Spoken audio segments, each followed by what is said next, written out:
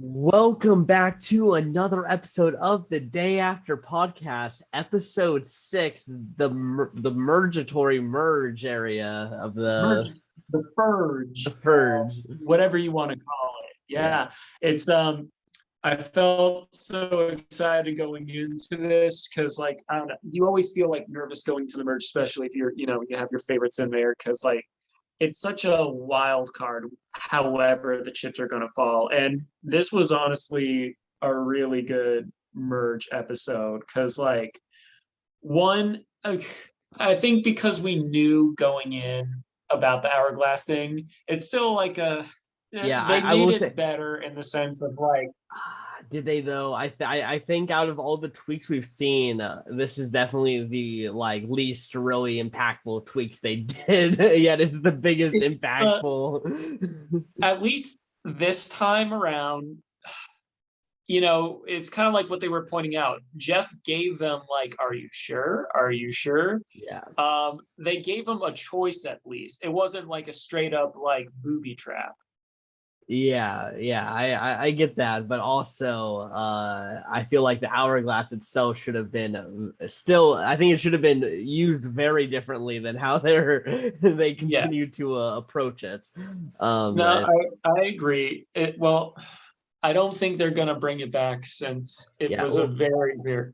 yeah, and like Roxroy, out of everyone you could have ever gotten to not smash the hourglass, He would probably, he would have not done it. Like, there's a very good world he doesn't do it, but like, he still is like, no, smash it. Of course, why would I not? yeah.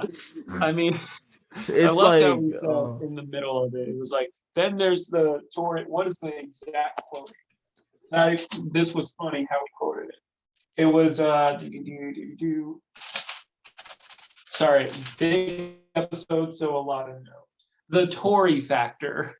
yeah, He was like, there's the Tory factor to consider when the teams were divvied up and everything. yeah, Uh exactly. he was like, well, there's the Tory factor to consider. And I'm like, yeah, fair point. I mean, especially if I was in Roxroy's position and if I was not getting along with a certain someone Mhm. and I had a chance to take away immunity from them and give my allies immunity and myself, Yeah, why on earth would I not choose yeah, that everything option? was just in the smash hour, and most of the time it will always be beneficial to smash that hourglass. So the fact that that aspect of it was the same made me a little disappointed. I was hoping that there is some new variants there instead, because and like Jeff said, like, we're gonna do something to make it Yeah, like more interesting for a different option or outcome to happen. And I don't think they really did that. I think yeah. they created the same I pathway to the same scenario. I think the thing is they wanted to do that same like booby trap thing. However, they realized, oh, maybe we should try and at least offer an out. Yeah. Um, kind of like here's the thing. It's kind of like going into it, I was like, yeah, I know hourglass is coming. In the description and everything, like it was gonna come. And so I was prepared for it. And for me, because like sometimes you just kind of have to accept things the way they are. I told a friend earlier this week, I just have terrible luck, and I think part of that is due to my name, Rye. Part of the word awry, which would, if you want to name a character, uh, Ryan's not a bad name for an unlucky person. Yeah, that's a good Anywho, point. experience. Anywho, so watching this going in, and when I'm seeing, the teams being divided up and everything, it's like, oh, okay. Me as like a viewer, and especially since like I'm invested with people on the tribe, and not just like the whole Tory thing, because here's the whole Tory thing when it comes to me. It just because she was my initial winner pick, I have sort of a still a little cheer section for her. I'm not like, I don't hope nor do I think she is going to win, but I still have a little like pom-pom for her somewhere off at the side. Yeah. I Uh, mean, you got to be rooting for your initial pick. I yeah. understand that. However, also on that side was Hai, who is a great contestant. Mhm. Jonathan, who brought a lot of good things. Lydia, who I have a personal connection with simply because she is an artist out here in LA. And And our then best Marianne, Brant Steele performer by far from this cast. yeah. And then Marianne, who, like I said, uh, some people find her annoying. I think she is a lot of fun. Granted, I'm not starving and sleep deprived around her, but Mhm. like to watch, she's a lot of fun. So, Yeah. like, you know, as soon as Jonathan was on any team, I'm like, okay, so that's the team that's gonna have to Yeah. go to, I will say compete. I when Jeff did say what the puzzle that it was a 75-piece puzzle, I was like, oh, that might be enough to where Stuff. where the physical aspect is less important, but Jonathan yet again just beast modes his way through the entire challenge while Drea was having some issues getting up on that ball, which definitely cost a lot of time. Because Yeah, I think that team was better at the puzzle. I think they were actually going at a pretty good pace, like comparatively, at least of what we could see on the television. Um, yeah. so I if they I did were, yeah, notice. what? Yeah, I did notice that Yeah. the blue team, they seemed a little slow getting all the puzzle pieces out. Like usually when I see like a puzzle thing, like they're in it, they're like going fast. Mhm. And now there is benefits for going slow, especially with a big puzzle. However, it was something that caught my eyes. Like, wait, they're kind of taking their time a little bit. Yeah. Um, They were thinking about it going from the outside in, and they made some progress, but it was like it was so much extra time on the other team. It was just it wasn't.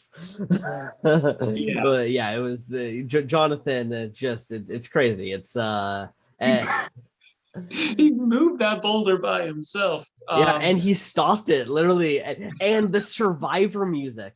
We got the Survivor Yeah, music. The I wrote that. oh yeah. They brought it back for him. Yeah, like We haven't heard that theme in forever, and they like brought it back for Jonathan. yeah, they did not bring that back for Jonathan unless he's doing something great this season. That is my Iconic. whole opinion. Like he's already Survivor royalty, and he just proves it with every episode. I Yeah. know I'm getting ahead of myself, but the moment where he lifted up the rock and that little hermit crab or that little crab thing was like, oh, Yeah. he looked hella scared. He was like, no, Yeah. I was safe. Oh, yeah, Uh, Jonathan's great. He got a lot of great content this episode too. We got him, yeah, and his stuff with Mike was really good. Yeah, yeah, Mike's social game also just bonding with like everyone that entered that merge. yeah, Definitely creating the right connections. I'd say. Um, yeah. Mike, and I like that little speech they both had, like, oh, they're intimidating looking people and they have to like constantly prove that they're not that. And like trying to, fight the stereotype that they're given. And like Mike in general, like I've come a long way with Mike. And like at first I was like, I wouldn't say I was like, oh, off of him or anything like that. But like he wasn't someone that I didn't have my eye on specifically. Like, yeah. though his I liked him, but it's mostly because he has the Tony factor. the Tony factor, Yeah, and whenever someone has the Tony factor, I always I'm rooting for them to make a deep run because they're usually entertaining TV at the very least. So I'm glad that he's been given a lot of good entertainment. He is one of the highest confessional counts. Yeah, it's good. yeah, I liked him. And yeah, I feel like going forward, he does seem like a very loyal person, and especially with Lydia being gone, High's number one, Mhm. which I really want to save that for the last part of the video, because that's like the biggest takeaway from this whole thing. Because this was a really solid merge episode, or Furge, or dissolving of.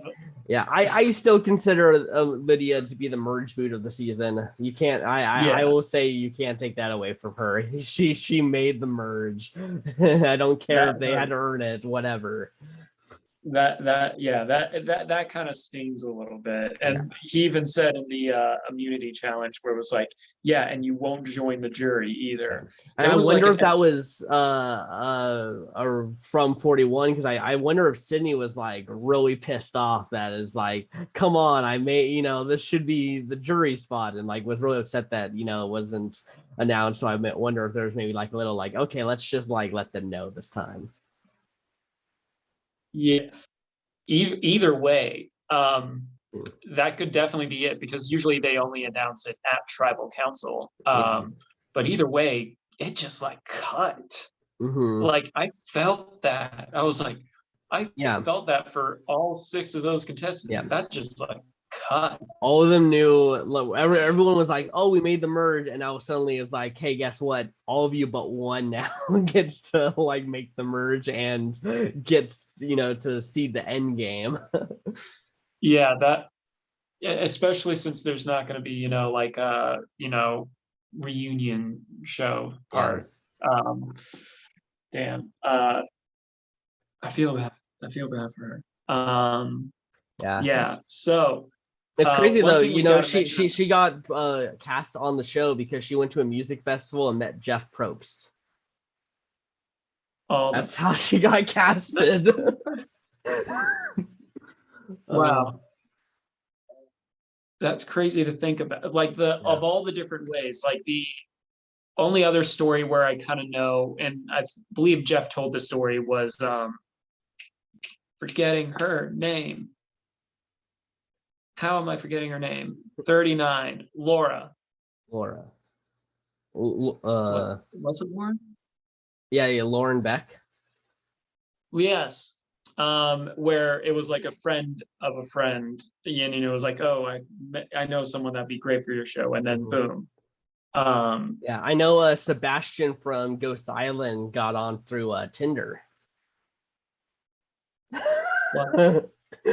Yeah, he was a casting person for CBS, saw him on Tinder and matched with him and was like, hey, you'd be great on Survivor. Okay, so now I have to re-download the app, or it's on my phone. I don't really. Anyhow, that aside, that's crazy to think about, like all those different little ways. Sorry, choked up my own saliva. Don't die. I'm so taken aback by that sea bass thing. I don't think I'm having trouble recovering from that. Yeah, it's some pretty spicy news. Yes. One other thing we have to add, kind of like the previously on Survivor. I always love when it comes back. Maybe it's that nostalgia feel of stuff, because I know like modern stuff don't always go into that, or modern show, because it's like usually formatted for binging. But like it's just like it gets me excited, it gets me pumped up. So we saw that, just like the Survivor theme, even if it wasn't an intro. Yeah, I know. Man, bring back the intro at least for the first episode. Like at least give the intro, and then you can stop doing it when you need to. Yeah, we'll appreciate it. Yeah. We'll appreciate it. Yeah. And then I kind of knew something. Well, first, Chanel voting for Mike. We finally got the answer, and it was because she was worried about a shot in the dark, which understandably so. Yeah, but at the same time, only thing is the math just doesn't work there. Like even if exactly it does work out, it's going to then be a 1-1 vote between Mike and Chanel. And I'm just going to flip it on Chanel. Like that's the point of those votes, just to split it anyways. So it just wasn't a great move. Only downside really could have happened from doing that, which we saw because now Chanel does not have long in this game. No. Well, it's funny that it's framed that way because like it was they were framing up Chanel, and then they were also on the flip side, they were really framing up Tori's elimination this episode. Yeah. Like it was like when it started on like Ika and everything, I was like, all right, yeah, we kind of figured Tori's flip on them and everything. And then when Roxroy got one of the gray rocks, I'm like, oh, this is probably where Tori goes home. And I was like, oh no, she won. And then I'm just like, oh no. I'm like, oh no. I've decided I want Roxroy to go out by rocks. I think that's the best way. He gets the gray rock for the hourglass twist to benefit himself, and then he gets the the purple rock to go home. It's like Erica, because Erica pulled it twice. Man, that would be something. I gotta say, with Roxroy this episode, he had some moments where I kind of came around on him. Yeah. He made one comment about his wife, which I guess it's like one of those old school jokes kind of thing, where it's like, I have a nagging wife. Mm-hmm. But other than that, because I kind of am like, old sense of humor and stuff like that. When he was out there and like appreciating life and how he impressed Jeff himself with his own shelter that he built himself, like I gotta admit, like that kind of stuff made me kind of like, his stock kind of went up for me after watching that. It's not maybe it's not a 0% chance. Maybe he's got like a 1% chance now to pull off. I don't know. The bug blessed him. Yeah. It's funny how the exact in the 41 bug landed on the one lady. I'm forgetting her name. Was it Tiffany? Yeah, Tiffany. Tiffany, yeah. Landed on Tiffany. And then, it was kind of the whole thing, and it was around this time as well. And so it just landed on Roxroy, and then he was like, yeah, it just kind of chilled on him, and everyone just kind of went on with tribal council. Roxroy had a lot of good moments in this.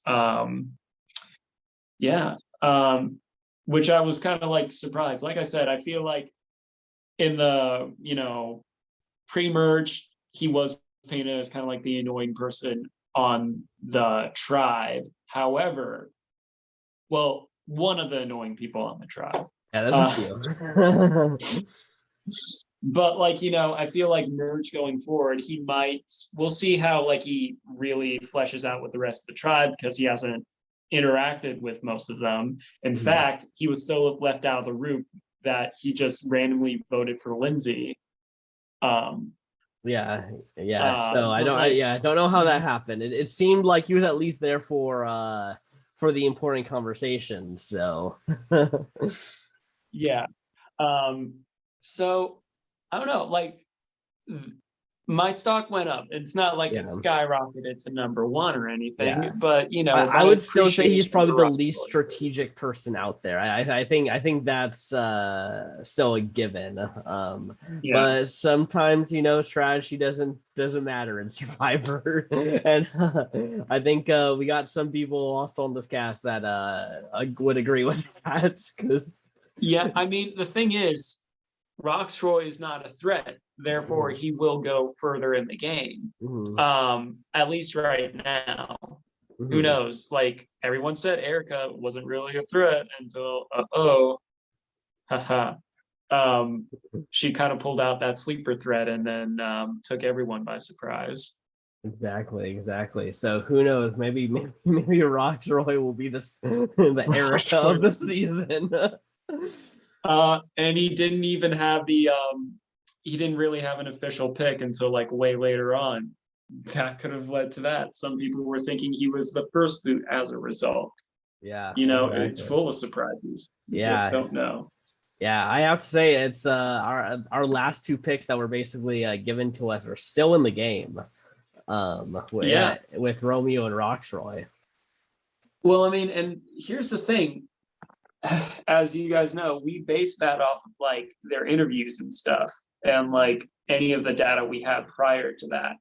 And with Romeo, the aggressive player and stuff like that, I have not seen. Yeah, Like he said he was coming in hard, like guns blazing, like you know, like the Punisher or something. But like, he's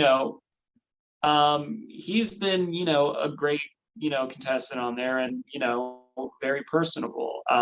He had a great moment with High during the little like merge portion where the two of them got to like interact when the winning tribe and the losing tribe or the winning teams came together and were like, oh hey, what's up, and getting to know more of his backstory and like how he really appreciated High for being very proud of who he is and very open with who he is, whereas Romeo, due to like where he grew up and stuff, like he's still a little bit, it's still hard for him, even though in his profession and stuff like that it's usually seen as okay. exactly. um Yeah. It was definitely a good bonding moment between them to kind of connect about that kind of it seemed like it was the first time Romeo was able to kind of let it out there. It seemed yeah. like a pretty it was like like the Shannon Liana thing almost from the previous Yeah. season where they came together over a mutual interest or like a background. Background, yeah. Yeah, and um yeah, it helped kind of bring them a little closer together. which we got to say that High social game, you know overall, I do feel like it's going to very much collapse on him. Yeah. um because like especially with Lydia gone and like with how loyal he was to her and everything, and like he is someone where he definitely looks like a good player just on paper. He's also one of the Amulet Three, which is like the name I'm just giving him, Lindsay, and Drea. Which is first time they came together, and he was the one that got the he was the one that was like, I know we're all saying that we're gonna work together and everything, but I'm gonna keep my options open. Yeah, I think we're exactly. starting to see that little villainous side come out, kind of like what you said wasn't in the last episode when that led to Daniel's elimination.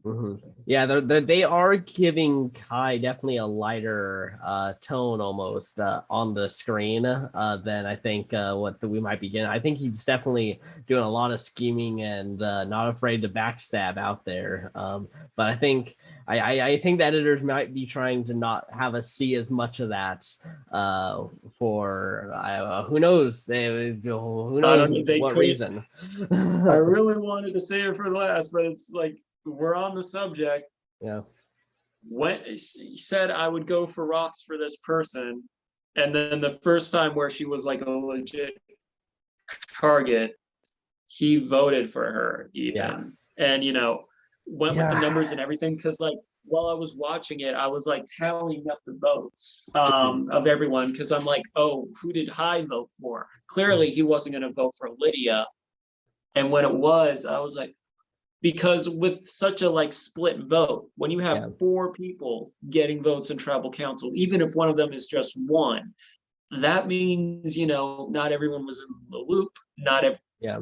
it was like a blowout for Lydia, and I'm like, oh, did High just like not get the numbers or anything? Yeah, it's hard to say No, because you never want to lose your closest ally pre-merge, especially especially when like, hey, we just got to get this person one more vote and then it's fine for them to go out. It's definitely not good when you lose someone who's going to probably go to bat for you if you make it to the final three. yeah. Yeah, so High, especially since he still has Mike, but Mike seems to have a lot of people on his side. One of them being Omer, who I gotta say, he for someone that learned that he didn't have a vote going into the merge, which he found from high. He was like, that moment, he was like, oh no, I can't trust Chanel or anything like that. Chanel didn't even tell me. Um, Omer played spectacular for, like what he was given, which was nothing, but like he killed it with the social game. Yeah. So much so that I'm giving him player of the week. Yeah, he has to be MVP. Like most people who go in to a tribal council with 0 votes or like they can't vote, they just kind of like say whatever, I'll just, as long as I whatever gets me not voted out, pretty much. But no, he took to bat for Jonathan, because Jonathan was in the crosshairs of potentially going home, and Marianne and Lindsay. It was literally all of his allies. Yeah, so there was definitely like he needed to save. Yeah, he needs to save them, because as I said, you do not want to lose an ally here, because you want every one of your allies to make it to the jury. Yeah. And it's kind of like, because another thing with Jonathan, we were saying how great Jonathan was, and like he even showed his prowess all over. But like there were moments where he, even with his social game, where people were like, one, he didn't bond with Mike, and two, like Hai was like, could be a good meat shield. And we learned, like, I kind of figured when I saw the immunity challenge, like the individual immunity challenge, that maybe it might not be his forte. Yeah. Because I would say, like, the gentle touch and stuff.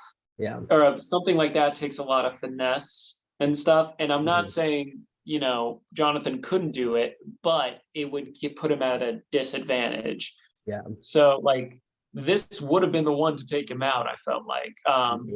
It was definitely, this was, I don't think Tori dropped it at all. I think that was a clean run the whole way. So because Jonathan was honestly right up there for a while, but then when it did drop, I think he had to kind of rush it through, and he couldn't finish at that point because he just was like, oh no, I gotta catch up. But Tori just ended up never dropping, so yeah.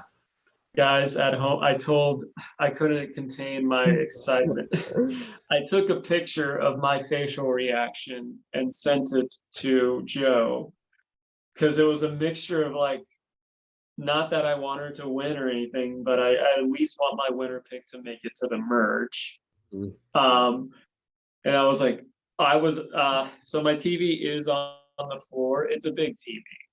And so here I am on the floor with my notepad. I'm like, oh, come on. If you guys saw our channel back at Winners at War, I have never was so involved with like someone winning a challenge since Tyson winning his way back into the game off of Edge of the Extinction.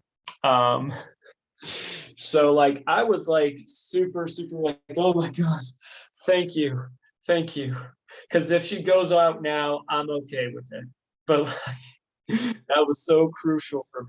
Yeah, because she probably goes home there. She probably gets eliminated. It was looking like the plan of the 8 was like, okay, we got people on both sides here. All we got, it doesn't matter. One of them will go home, but Tori ends up pulling it out. Drea even called like the potential of like, oh, maybe there will be a thing where the other team actually wins. Now, I'm pretty sure during like every Survivor season, everyone spits out a bunch of different things that could potentially happen with a mysterious twist. Who knows? Maybe that's where Survivor gets some of their ideas. I mean, you never know.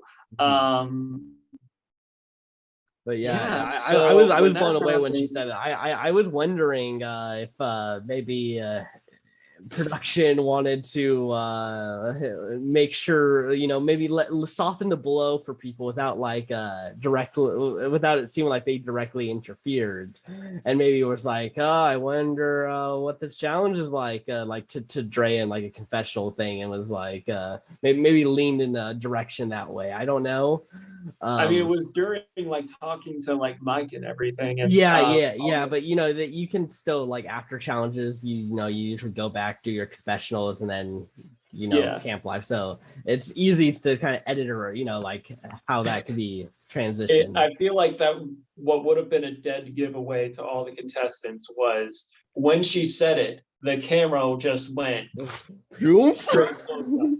And so like I know, or I believe Survivor contestants aren't supposed to Deadpool the entire time, which is probably why I haven't been casted yet. Because I honestly feel like I would Deadpool the entire time. But when a cameraman just rushes up to a contestant, that would be a big sign. Yeah, I mean, it had to have been like a zoom in lens. I'm having to assume it had to be. I would like to think. I know, like, just due to like production and stuff, that was probably a Zoom thing. But the mental image of a cameraman was like, "Oh, she said it," and getting super excited and running to. Yeah, I kind of like that mental picture in my head. So that's headcanon for me, even if it's probably not what happened. Sounds good. Yeah. We can put that in the Survivor lore. But we haven't talked about the biggest thing that happened this episode, and that is the reward that they got. It was Applebee's. Applebee's makes a return. I was dying laughing when Jeff was like, here's the things that were changed for the hourglass twist. First off, we got Applebee's. Yep. It's funny because as soon as the episode ended, it went to commercial, and then it was Applebee's, and I'm like, I couldn't help but laugh. It was really funny. I was dying laughing, and everyone's reactions. The second you hear Applebee's or any other brand or anything, you gotta have the big reactions to make sure you get on screen. Everyone was, turning to each other. Starving. I feel like Romeo put it best. It could have been anything, cockroaches or whatever, and they would have been happy. Yeah.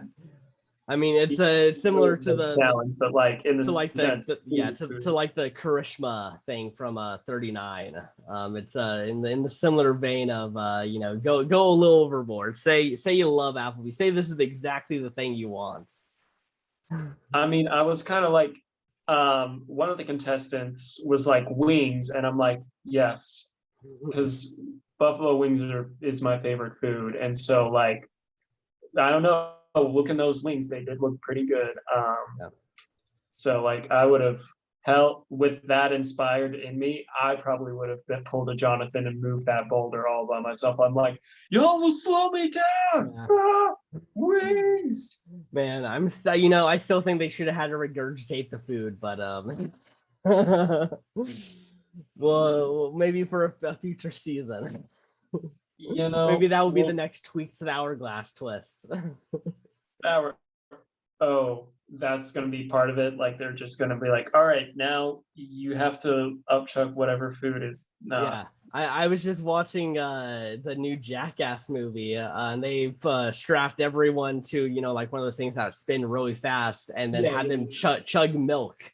I saw that too, and I'm like, Jesus Christ. Yeah, make the Survivor contestants do that if someone breaks the hourglass. There was a show on G4. If you guys remember what G4 was? It's still around. It is. It came back. Yeah, it came back. Oh, that's interesting. I actually met someone. She wasn't the main girl on Attack of the Show, but she did a lot of skits with them. And I feel like she mentioned that to me because she knew I was a big nerd, but like she mentioned that it felt like it was back, but I didn't want to fully say it because I wasn't confident in my answer.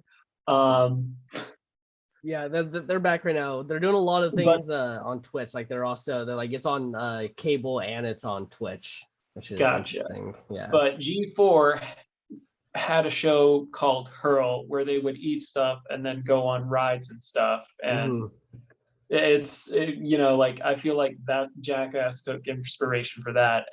Not a great Survivor challenge, Yeah. but if they want to bring that disgusting show back, there you go. Exactly. Yeah. It wasn't that just inspired by like YouTube videos of that kind of thing, and then they were like, let's make a show that's based on that.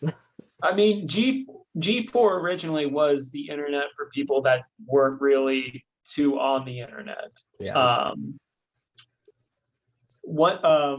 Speaking of the confidence thing, I know I'm bringing up Rockstorm again. Who guessed? But there was a part where he's trying to make the fire, and he was it kind of spoke to me personally. Stuff Ryan's going through. He was like, he said, and I'm trying to read my terrible handwriting. Like, look, guys, this is bad. I don't think. We got the inside scoop on Ryan's handwriting, right here. Terrible. Thank God that everything is like typed nowadays. Mm-hmm. It's like, try it. If you fail, do it again. I like that mentality and stuff. And like it was something that Ryan needed to hear right now. It pushed me a little forward. I don't know if any of you had the same reaction to that, but it had that impact on me.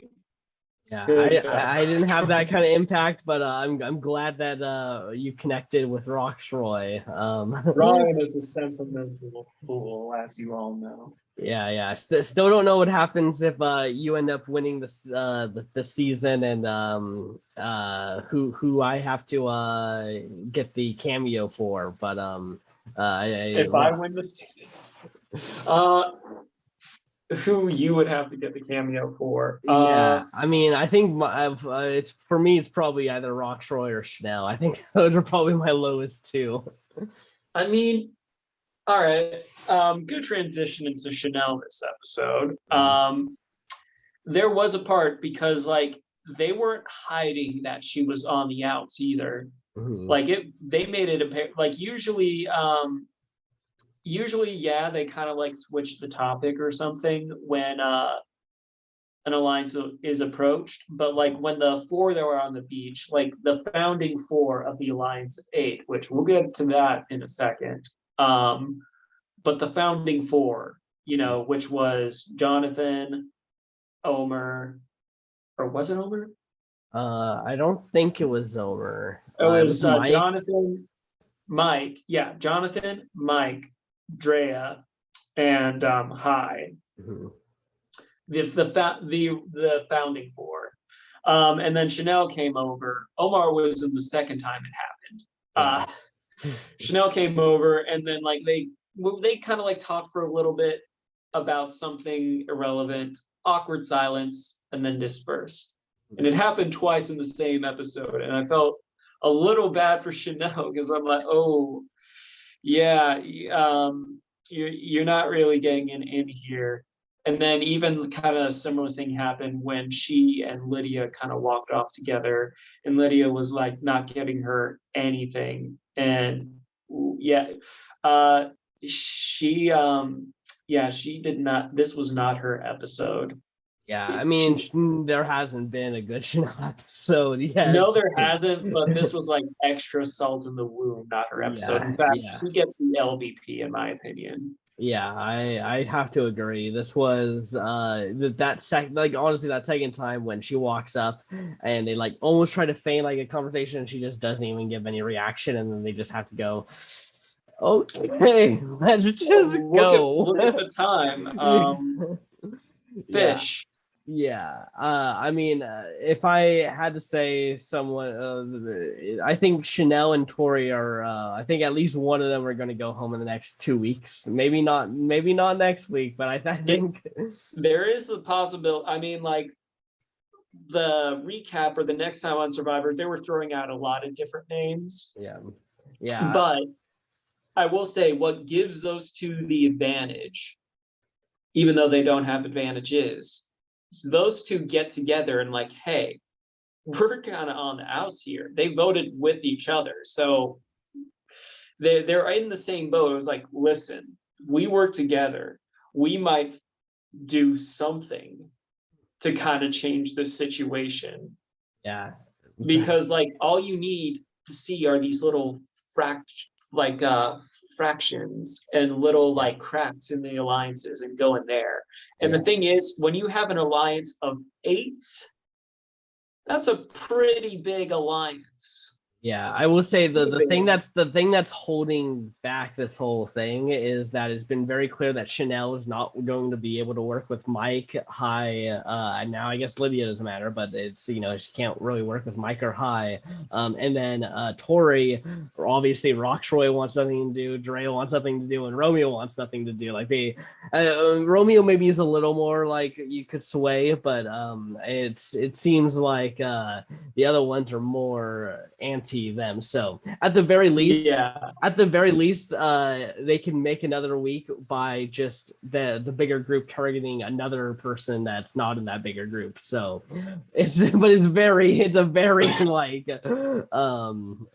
thin chance there. Like most likely those two might have to actually cannibalize each other. And we've seen they are self-interesting players through and through. They are if they see that it's likely to be one of them, they're just not going to think any other way to survive. They're going to try to throw that person under the bus. Yeah, there is that possibility. I will say another thing that Tori did this episode, and this actually, I don't know if this was the page I showed you guys. It was during that part where Roxroy made the decision, and then like everyone's reaction to the people that thought they were safe. She was like, oh yeah, well, we were thinking of that, but like, it was a gift giving you the advantage and stuff. I put down my notes, oh, fuck off, Tori. Yeah, that was like the worst logic ever. I was like, don't even try. Don't even try. I'm like, come on. You're a psychologist. You have to know your limits out here. Yeah. Like, come on. Everyone in the 41 cast like collectively agreed, Eric, that like that's the right call. There's no reason for you to not do that. Like, and then Tori just doesn't even have the chance to like maybe figure out about it. She just immediately is like, no, that's bullshit. I swore when she said that, kind of like everyone else, like I thought she was done. I thought she was gone this episode. It made it seem like, that Roxroy's decision was going to be Tori's downfall. Yeah, especially since, because like obviously you have the tribe that just came from Tribal Council back, like, you know, that's usually the tribe you focus on at the beginning of the episode, right after Tribal Council. And then when they focused on the next tribe, I knew, like, you know, obviously the merge and stuff, they were going to get right into it. So when they showed Ika and they showed the Roxroy Tori little rivalry thing, I'm like, oh, I know, like, you know, that's going to have big implications later on in this episode because narrative and stuff. Exactly. So, everyone out there is like talking something on everyone. So if they show a certain 2 people going at it, it's gonna mean something at some point. It's so like props to Tori for whatever plot armor she has. They need to, like, I don't know, they need to, you know, the military needs to get a hold of whatever plot armor she has and mass produce that stuff, because like, good God, is that thing thick and effective for her. Granted, I feel like this was a good challenge for her to win because it did require balance, keeping composure, stuff like that. Not all challenges are going to be like that, but I'm like, well, this does seem like if she had a possibility of winning one of these challenges against Jonathan. And it's even funny how she even was speaking to Jonathan, was like, you know, I would like to win more than just one of these challenges. And I'm the audacity. The audacity. I'm Oh my. like, why? Yeah, not a great move, Tori. You basically just said to him that you want him gone. Yeah, I do get slight Abby Maria vibes from her. Yeah. Yeah, Like you know, slight. yeah, it's weird. It's like a more strategic Abby, but like it's just so socially bad. Like it's just the social chaos is just awful. But the thing is, with Abby Maria, there was a cultural difference as well, Yeah. as opposed to, Abby Maria, I forget what she did professionally, but she did not study psychology and things like Yeah. that. Yeah, and Usually, go ahead. yeah, usually as when you study psychology or even look at a lot of psychological stuff, it makes you a little bit more socially aware as a result of like, oh, this person is doing this and that. I've been someone, not saying I'm a psychiatrist or anything like that, but I do watch a lot of videos about psychology, and therefore there are like certain things I know how to interact with people a little bit better or know where someone is coming from if they say certain things or whatnot. It's not an exact science because I'm getting this stuff from YouTube from decent enough sources, but it's not the same as getting a PhD in it. Mhm. But still, I was like, good Yeah, God. well, I think we've seen like Denise do very well as a therapist out there as well. Yeah. And I think that a lot that helped with her was that she was older and more experienced.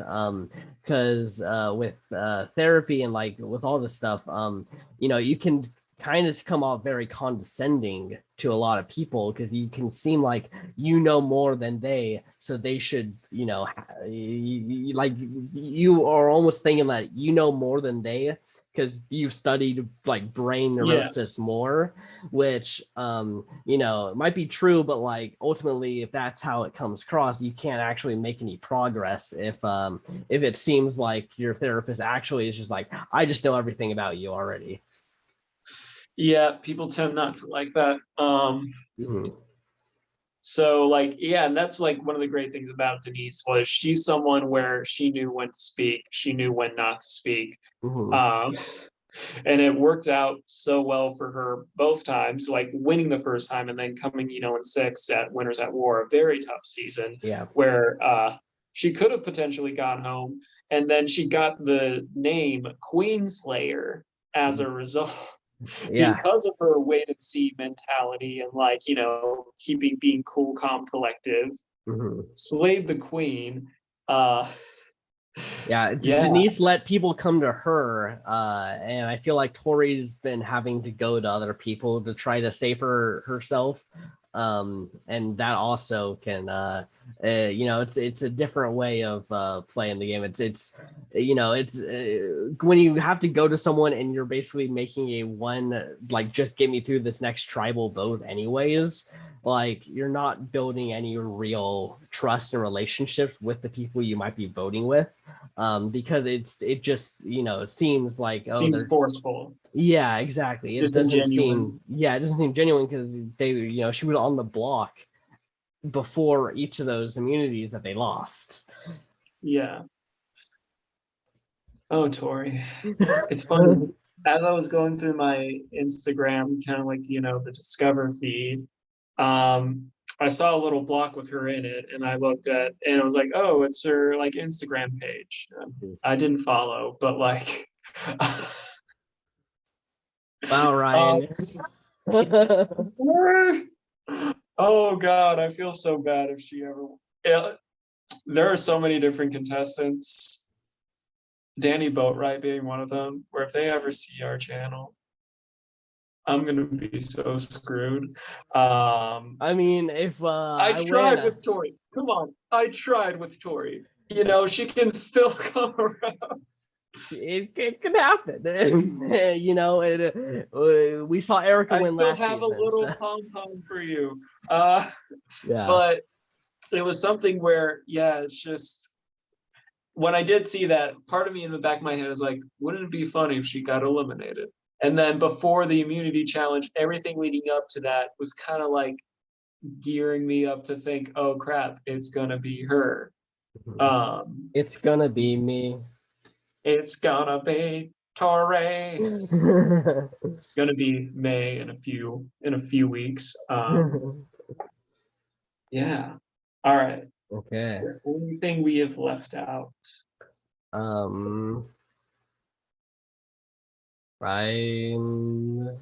don't think so. I think we got everyone that we talked that had something that I can think of. Oh, there's a few things that I wrote about tribal council. There was a lot of fun moments there. One of the things was like Hai bringing up the fact of how even though it's like, a 4-4-4, into the merge and everything, it's a very fluid season.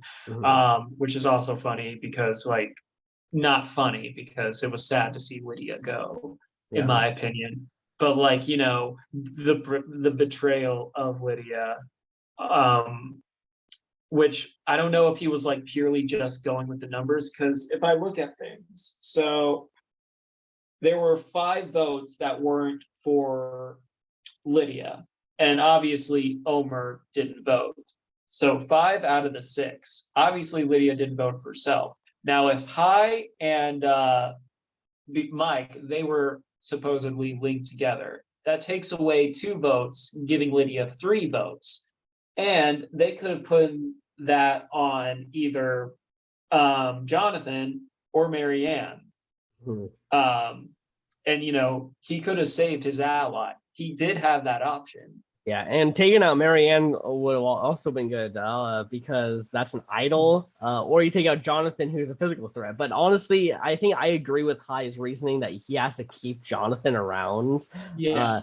He is one. Like I think Hai is probably like number 2 or 3 in terms of physical strength out there, actually. So I think it makes sense. Yeah, exactly. So I think it makes sense to keep Jonathan or maybe around a few more votes, anyways.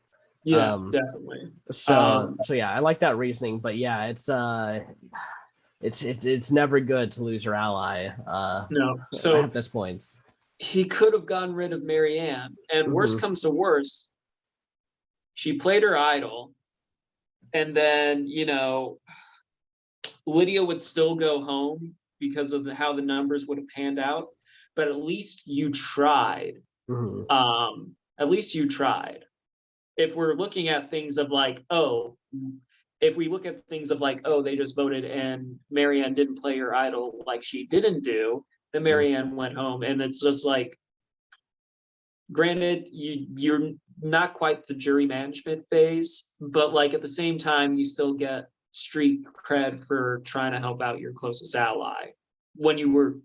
I feel like that might come back to haunt him in the sense of like, during that final tribal council, if he makes it to the end, someone might bring up the fact, hey, you voted out your closest ally when you said you would go to rocks for them. That could hurt him later on. Yeah, I definitely agree. I also want to note that we should keep an eye out for the people who did not have that merge feast, because we saw last season the people who didn't get to go on that reward, ultimately not being able to win a couple others going forward, but it definitely made Shan very vulnerable, very weak, and not playing like she was playing previously. So definitely something to be keeping the eye out. They did get rice this time. They did each. They got a scoop, like a serving of rice. So it wasn't. Yeah, it's better than having absolutely nothing. Well, yeah, obviously. Like Romeo said, who was on that losing tribe, and I know, like, obviously he was already a skinny boy. Yeah, you started to see it a little bit more, and he was even like, I'm wasting away, I'm like a skeleton out here. Yeah, sorry, good. Swallowed spit again. Yeah, it's something where he just he is someone to look out for, and I feel like if you look at the preview, his name was one of the names that was mentioned more than once. Yeah, it's going to be interesting to see going forward where everything's going to lie with him in that regard. Yes, exactly.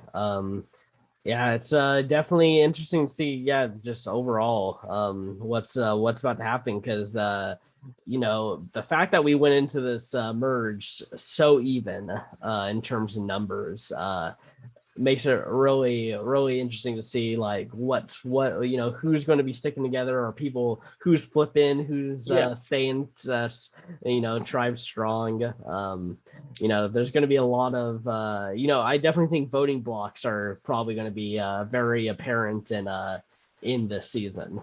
I agree. It's one other thing that kind of like played into it all was it's those fractions within. And like one of my favorite parts of the merge is like you see these like little worlds collide, especially in a season where you don't get like a tribe swap or anything. And I feel like you get that benefit a lot more in these seasons where you see these people finally like interacting, besides the prisoner's dilemma thing. You get to see like, Marianne and Lydia geek out, or you get to see Romeo and Hai interact, or Jonathan and Mike and who else was he interacting with? There was someone else. Mike interacted. He had another great moment with someone. He was having great moments with everyone. Like everyone clearly likes Mike, which maybe if he gets the end, I think he might get a lot of votes, because it seems like everyone likes him. Maybe he has a really bad merge game that might make him less interesting, but right now I think he gets votes, definitely. Yeah. I'm not finding it. I'm also tired, so I'm not going to hunt for it too long. Yeah, we actually are recording this like right after the episode, so why Ryan's hair is a mess. Yeah. If it's not been a mess this whole time, internet will let me know. Yep. Yeah, comment below about Ryan's messy hair. Damn. All right. There was another few things. Omer, he had a fun line. It was like, everyone goes out for everyone went out for like firewood and went on a lot of firewood walks, but the firewood is empty. That was fun. Yeah. And he had another fun one-liner was he was like, now that I'm old and 30, and then Jeff and like everyone over 30 was like taken aback, like, okay, well, if you're old, what am I? Yeah. That was a fun little moment. And another one was Marianne and Drea's little like disagreement. And it's funny. I'm pretty sure anyone that's watched Mean Girls noticed the little line that Drea said. Drea said, "So you agree?" And I immediately thought Regina George there. Yeah. And we were going to see, like, obviously not intentionally, but Marianne and Drea kind of reenacting that moment. Yeah, what's great is like I just think those two will never be on like the same wavelength, like socially or strategically. So the fact that they like we're just so like clearly not in sync there was really funny. Yeah. Like I said, I feel like this was a very great merge episode. A lot of great moments for a lot of people. Good coming together, a big Ryan Johnson twist of like, okay, well, one of the people we thought was going to go home this episode, it's not actually them. So who's it going to be?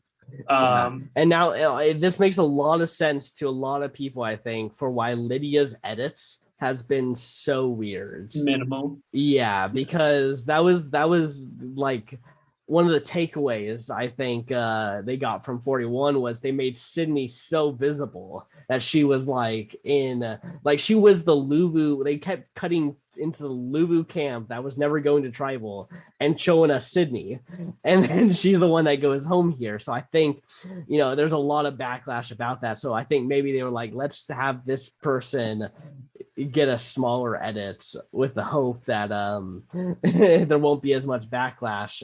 Yeah. And Well, when you have two seasons that are back to back and have a very similar format, yeah, you're going to make big comparisons like South Pacific and Redemption Island. Obviously, since they were formatted exactly the same, you're going to get those comparisons. yeah. And so, that was another thing where it was like, oh, could it be Tori? Because she kind of falls under that Sydney category, in the sense of the young pretty girl, and would have gotten voted off there. So I think it was a little bit, yes, of subversion of expectations, as well as kind of mix it up, keep us on our toes. I'm Yeah, so exactly. it's not so, it's definitely upsetting for Lydia, I think, and fans of Lydia, because I think she had way more personality that they were kind of keeping on the down low because of this. I know her social is she's constantly there's jokes all over the place. She's constantly making memes and stuff. Clearly she's got a great personality. The time that we've seen her, her best moment for when she was calling out in that one blindfold challenge, saying come here you bitches, those weren't confessionals, but when we could have a funny moment with her, it was there, but it was clearly I think there's probably a lot more great stuff that could have been seen if she wasn't in this spots. Yeah. Who knows? That could give her, especially if she's a big, I'm not on Twitter, so I didn't follow any of the memes or whatnot. But especially if Survivor fans love her, it gives her a chance of coming back for, a second chance, or maybe in an all-star season and they need a few wild card picks that are I wouldn't expect this person.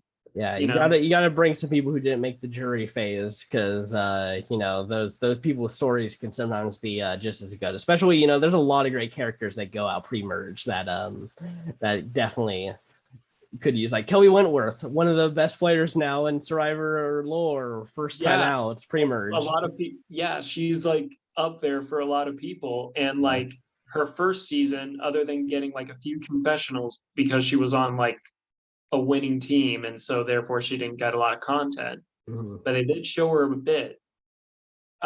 She was a pre-merge boot, and she was rather forgettable on that season, unfortunately.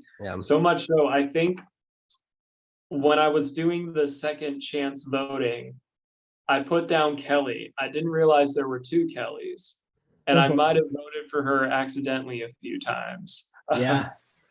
That's the great, that's the great thing for having Kelly Wigglesworth from season 1. And both the names were W. I think that made it even worse for me.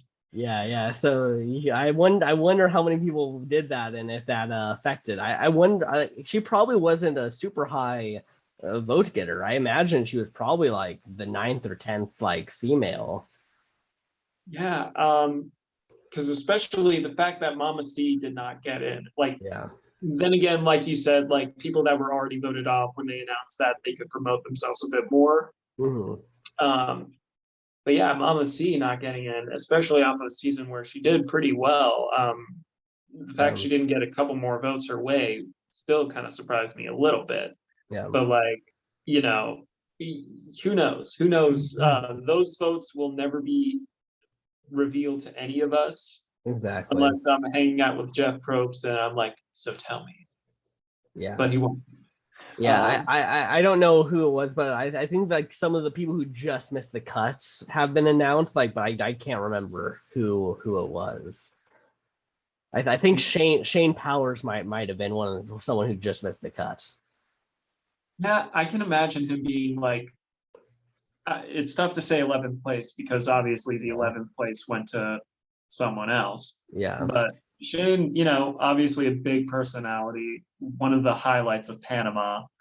Yeah, that is it is a shame because like that definitely was something where once he like left after right there, he was never gonna come back. He Yeah. was like, I'm done. Survivor doesn't want me, so screw Yeah, him. exactly. Yeah, he left that very bitter. You could definitely tell that it's tough. Like it was tough for a lot of those people to kind of do the whole parade of like I might be able to play Survivor again in a public vote, and then just On be live like, TV, just be like, no, you didn't get it. yeah, exactly. So I get it, but I don't think should give up that coming Yeah, back. But he was also one of the older ones. I guess he's like I probably either do it this now or never. but I Anyways. mean, it's funny because if you look at like you had at least Troyzan and Culpepper coming back in the next season, and Yeah. Culpepper being both of them made it super far into the game. Culpepper being, like one of the best players in that season Yeah. for a myriad of That reasons. is interesting. They both were in the thing and they got second and third place. Yeah, and they didn't get chosen. So who knows? Shane, you could have just waited a year. You could have won that season. Yeah, he could be the next Sarah Lucina. You never know. Yeah. Speaking of which, I'd say this is the last thing because I wasn't going to mention it. I know that I said that Lindsay gives off some Jerry vibes, Mhm. but like when I was watching it, there was times where I got Lucina vibes from her. Oh, interesting. I haven't gotten those yet. It was like very, very subtle. I feel like I said, don't don't keep your eyes off her. I feel Yeah. like she might be a sleeper threat. Will Yeah. she win? Maybe not, but I feel like keep an eye out for I, her. I She's truly more think important than someone you from think. Taku wins this game. Like I really think that Jonathan, Lindsay, Marianne, and Omer all have. I think after this, I think Omer, if he's not like really discovered, I think he's smart enough. If he's smart enough to pull this off, I think Yeah. definitely if he keeps up that kind of level of gameplay, that's Yeah. kind of under the radar because on paper, he didn't have a vote and stuff. So it's easy for him to be like, oh, I didn't really influence too much. Yeah. But if he kind of keeps up that kind of like stealth play, not sleeper, but like stealth, like execution of stuff, he could win this game. Yeah, he masterminded this entire merge vote with no votes. Like that's crazy. That's an iconic move right there. Yeah, exactly. But yeah. So yeah, LVP. Have we given out LVP? We Oh got yeah, Chanel. Chanel had LVP. And then MVP This goes is Omer. to Omer for Yeah, that fantastic move. yeah, Though I exactly. was a little hesitant when he gave it to Hai and was like telling Hai about this. Mhm, But the fact that Hai and Mike were on board with it mhm. gives me like, oh yeah, you totally got it. Yeah. Oh, by the way, so dumb that Chanel didn't tell Omer about the votes situation. That's what I imagine was going to be like the first thing that crosses her mind is I gotta go talk to him and either give him right information or wrong information and hope it all works out. But she just decided not to do anything about it. Nope. Like, Just nope. yeah, like another I think just not well thought out gameplay right there. And she said a few episodes ago that she's got a great social game. I don't think she has a good social game. I feel like if they did have a reunion show, and let's say Chanel made it very far, they kind of like they have a recap. It was like, I have a great social game. They show the awkward pauses and it's just a montage of that, kind of like what they did with Philip and Tara Moen. It was like, I have a great social game. Similar to like and vote out your alliance before they vote out you. Yeah. So Yeah. Yeah, we're really just seeing Chanel has not a great self-awareness of about where things are lying. I don't want to counter out just yet. Like I still think the Outsiders Alliance, like I said, 8 people in an alliance, that's pretty big to fail. And you're gonna turn on each Yeah. other super Well, now fast. now it would be 7 if they kept strong because Lydia's gone. Yeah, see, it already broke. Yeah. Yeah. So yeah, even with 7's a pretty big number, especially with only 4 people on the outs. And especially since if it's still the same format as last season, they're going to have a split tribal. So like 5 contestants are going on one tribal council and 5 will go to the other. Which I always find that interesting because it's like, ooh, what's gonna happen? It's like a real crapshoot of like who's going to be on what side, who's going to get immunity, and what advantages will be in which tribal council, and especially those extra votes because those are very important during this time. Yes, Drea's extra votes. She gave information out there, so now that is public knowledge as well. Yeah. Yeah. Yeah, it's this is just the current state of Survivor is tell everyone your advantages and hopefully it can work out. And I think we're going to see going in next season the exact opposite. And I've heard other people also kind of mentioning stuff like this, that we're currently seeing the Survivor community kind of dunking on people for constantly revealing every advantage or thing that they're getting at this point. That we might really see people now not do that and have the next couple seasons be like everyone is very like airtight about anything they might be getting. But it's hard to say also because so many advantages get introduced that it almost feels like everyone has an advantage in the game at some points. Yeah, I will say, at least they haven't shown it yet, but no one's talked about the amulet other than the people with the amulet. Yeah. So who knows? That could come up later, but as of now, that's the one like secret. It's a shared secret. Yeah. That's the one secret. Yeah, exactly. Yeah, and I still wonder, if that's ever how that's gonna pan out, because I don't think that they're gonna work together. I think it sounds nice, like, but it just, why would you ever have everyone come together for one extra votes?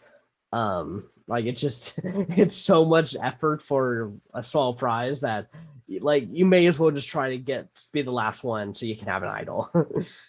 The only way I can see it panning out is with the split tribal council. Yeah, you got to imagine they were really hoping that one of the advantage amulet people went home pre-merge, but all the power players got them, so well, that's just how the cookie crumbles. Yep, exactly.